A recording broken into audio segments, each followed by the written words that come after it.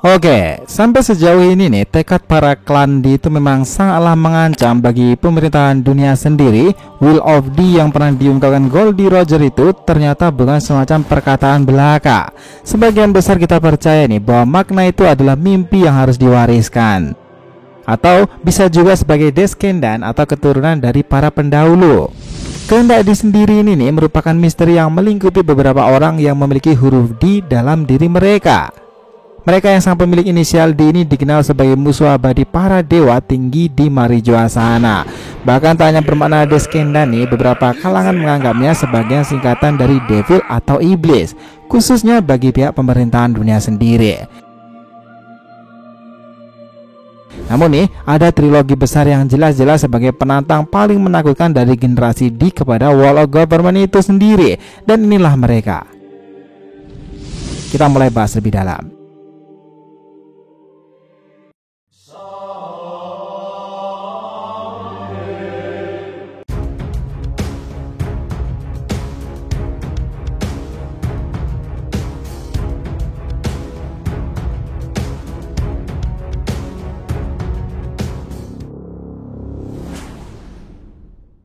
Yo nakama, DRTV Mediatif, welcome back again. Nah, kali ini kita akan ngebahas mengenai trilogi Will of D yang mengancam raja dunia di Marijoa sana. Oke, biar nggak salah persepsi, silahkan simak sampai akhir ya. Jangan lupa klik lonceng subscribe-nya biar nggak ketinggalan informasi lainnya dari DRTV. Follow juga nih Instagram dan TikTok DRTV Mediatif yang berisikan populer konten ASEAN pop culture lainnya. Oke, kita lanjut. Nah, dengarkan ini baik-baik. Sejauh ini sepertinya itu para klan D memang saling berhubungan satu sama lain. Jika tidak karena darah keturunan di masa lalu, ya mungkin juga karena takdir. Salah satu momen yang kita ingat kala itu dalam pasca perang besar Marineford itu, salah satu guru saya itu mengatakan bahwa arti D berarti bahaya atau ancaman. Namun setelah art time skip nih, Law sendiri itu juga pernah mengatakan pula kehendak D sekali lagi ketika ia ditanya oleh Doflamingo mengapa ia memiliki begitu banyak keyakinan terhadap Luffy. Itu semuanya merujuk pada kalimat ini mengenai kehendak yang diwariskan. Wasiat yang diwariskan itu mempegakan suatu zaman yang telah berubah dan impian orang akan berganti. Ini adalah hal-hal yang tak bisa dihentikan. Selama orang mencari jawaban atas kebebasan, maka ia tak akan pernah bisa berhenti. Nah, dari situ mungkin dapat mengartikan jika ini sama halnya dengan greed atau tekad keyakinan besar dalam diri mereka sendiri. Nah, kita tahu nih, semua ingat kala itu ketika seorang Shirohige sedang mendiskusikan kehendak D ketika dia menyebutkan One Piece kala di Marineford. Ini mengisyaratkan D sendiri itu tidak hanya terhubung kepada Roger, tetapi mereka memang serasa memiliki keterkaitan dengan abad kekosongan dan kerajaan di masa lalu. Jika memang benar mereka ini dicap musuh alami para dewa, maka tampaknya ini sangat masuk akal. Atau kenapa? Kita masuk kepada kejadian hancur dan hilangnya kerajaan kuno di masa lalu. Orang yang berhubungan dengan itu semuanya itu tentunya mereka yang sudah ada di abad kekosongan atau hidup di kerajaan kuno di masa lalu. Wano Kuni lama kemarin adalah bagiannya. Nah, jika kala itu ada sosok pria bernama Joy Boy yang kita anggap itu adalah sebuah gelar. Dan kabar terbaru dari chapter ini pun juga Egghead sendiri berisikan teknologi canggih yang mirip dengan kerajaan kuno di masa lalu. Nah, sayangnya nih dalam cerita ini gagal ia menjalankan semua misinya itu si Joy Boy ini. Bahkan ia yang tertulis dalam poneglyph manusia ikan berubah permintaan maaf karena mengembalikan Noah dan belum bisa menjalankan janjinya sepenuhnya. Tetapi tibalah sebuah bajak laut di generasi mendatang yang dikenal sebagai Raja Dunia Perlautan yang menemukan Locktail serta One Piece, yang mungkin saja isinya itu adalah pesan-pesan Joy Boy di masa lalu terhadap orang-orang di selanjutnya. Bahwa nih mereka itu memiliki hubungan satu sama lain, tekad yang tak akan pernah berakhir untuk menghancurkan sistem pemerintahan dunia di balik sana. Ada sosok yang berperan di belakang sang raja dunia itu yang sebenarnya. Itulah para kelompok Oro Jackson yang akan membuka trilogi besar ini kepada para orang-orang yang pada akhirnya menentang pemerintahan dunia sendiri. Trilogi pertama adalah Goldie Roger.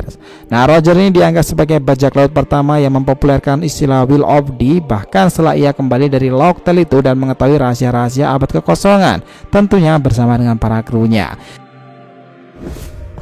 Di akhir sisa hidupnya dan tahu umurnya tak lama lagi, Roger itu menggunakan satu daya besarnya untuk menggebrakan dunia baru, membuat era bajak laut membara sekaligus memunculkan sosok di lainnya. Nah, dialah musuh alami dalam generasi bajak laut awal bagi pemerintahan dunia sendiri. Orang yang sangat sulit ditangkap oleh angkatan laut, bahkan kala itu dia sendirilah yang menyerahkan diri kepada mereka karena memiliki misi besarnya. Mungkin itu adalah pesan yang ia dapatkan setelah membuka isi apa itu One Piece. Meskipun tangannya diborgol, dia tetap mempertahankan kebanggaannya. Kekayaan, nama besar, kekuatan, orang yang memiliki segalanya di dunia itu Goldie Roger. Dia berjalan menuju kematiannya, dia tetap menjunjung tinggi jiwa kesatria, sembari mengatakan seperti ini: mewarisi semangat takdir dari sebuah era, itu adalah mimpi semua manusia. Selama ada orang yang tetap mengejar sebuah kebebasan, semangat itu tak akan pernah hilang. Meski jiwa mereka terputus, takdir mereka akan terus terhubung. Roger setelah dieksekusi, namun itulah awal mula dari semuanya. Kematian Roger itu menimbulkan munculnya generasi bajak laut hebat yang pada akhirnya mengancam pemerintahan dunia, angkatan laut, Gorosei, bahkan raja yang menduduki istana Marijoa sana. Trilogi kedua itu adalah Monkey D. Dragon. Di tengah-tengah para Yonko, bajak laut besar di eranya sendiri, muncullah sebuah nama dengan kelompok militer tangguhnya. Mereka adalah para tentara terlatih yang memiliki misi menghancurkan dan mengubah sistem pemerintahan dunia sendiri. Dan mereka secara terang-terangan nih melawan para dewa tinggi Marijoa sana. Kelompok itu adalah Revolutionary Army dan pemimpin dari segala kelompok itu adalah sang penyandang nama D lainnya, Monkey D. Dragon. Orang inilah yang menurut pemerintahan dunia sangatlah menakutkan nih, bahkan di dunia baru sekarang ini. Bounty Dragon itu dianggap lebih tinggi dari para Yonko dunia baru sekalipun. Orang yang sepertinya benar-benar memiliki hubungan dengan Dr. Vegapunk. Dan kelompok pertama yang mengetahui tentang sang raja dunia yang menduduki kursi kosong di Marijoa sana. Dragon itu adalah bentuk perlawanan yang gigih nih dan musuh terbesar kepada para dewa itu. Bahkan ia ini dicap paling terkenal untuk dirinya itu istilahnya seperti ini: he is the most dangerous person and most wanted man around the world. Wah, ini mengesankan sih. Nah, yang membuat Dragon itu mengesankan pula adalah sebagai seorang yang menyandang nama D, dia ini terhubung ke beberapa nama-nama populer. Salah satunya ayahnya sendiri, Monkey D. Garp, yang bekerja pada angkatan laut atau mungkin Sword Army. Beberapa waktu lalu pun kelompok Dragon juga menyerang Marijoa nih, membebaskan Kuma dan melukai kredibilitas angkatan laut. Bahkan agak ini saja sampai kebingungan ketika Dragon membombardirnya dari segala arah. Dan trilogi ketiga ini adalah Monkey D. Luffy, putra dari Dragon itu sendiri. Luffy adalah sosok yang memiliki jiwa kebebasan yang dimaksudkan oleh Rogers. Bahkan sang Rayleigh adalah orang-orang yang menemukan dan melatihnya. Kala itu kita melihat Rayleigh sendiri itu meneteskan air matanya ketika melihat Luffy karena merasa sedang melihat Roger di masa ini. Itulah kenapa ia melatihnya selama 2 tahun untuk perkembangan Luffy. Luffy memang memiliki DNA populer nih dari keturunannya, bahkan ketika dia hidup sudah bersama dengan orang-orang di masa depan yang akan menghebohkan pemerintahan dunia, Ace serta Sabo. Kemunculan Luffy itu dibarengi dengan meledaknya era supernova yang baru. Dan tak hanya itu saja, namanya tambah mencuat karena dirinya berhubungan dengan podcast di Ace, sang putra Roger sekaligus kakak angkatnya. Pertempuran Marineford itu membongkar siapa dia yang sebenarnya. Sengoku bahkan berkata lantang nih, dialah pria yang paling berbahaya di era ini dan nanti. Orang yang menyandang nama D yang berhubungan dengan Ace serta orang ini yang tak kalah penting adalah putra dari pemberontak legendaris Monkey D. Dragon. Setelah itu semuanya tak sama lagi. Nah, kematian Ace membuat Luffy itu bertekad suatu saat akan menghancurkan pemerintahan dunia itu dan akan membalaskan dendamnya di masa lalu. Bahkan keyakinan itu ketika ia bersama Jinbei dan gurunya Silver Rayleigh kembali ke Marineford untuk membunyikan lonceng Ox Bell sebagai tanda dia akan melakukan perlawanan balik suatu saat nanti. Nah, semua itu menjadi nyata nih ketika seorang dengan jubah dan penampakan siluet itu berdiri di depan topi jerami besar sambil membawa poster Luffy, orang yang dianggap sang raja dunia Im Sama. Dialah mungkin orang yang telah menggenosida Lulusia Kingdom sekaligus menjatuhkan kakak angkatnya yang lain, Sabo. Dan jika Luffy tahu kebenaran ini nih, takdir itu tak akan pernah berhenti. Ketambahan kita tahu pula nih siapa dia sekarang. Kaisar Yonko dunia baru dengan sebuah buah iblis legendaris yang paling ditakuti pemerintahan dunia yang telah bangun setelah ratusan tahun tertidur. Seorang prajurit legendaris terbaik yang dikenal sebagai Sun God of Nika, sang dewa kemenangan. Ya, Luffy sekarang itu adalah pengguna mythical zone yang sebenarnya nih. Dengan perubahan itu, seorang Yonko seperti Kaido bukanlah masalah berarti.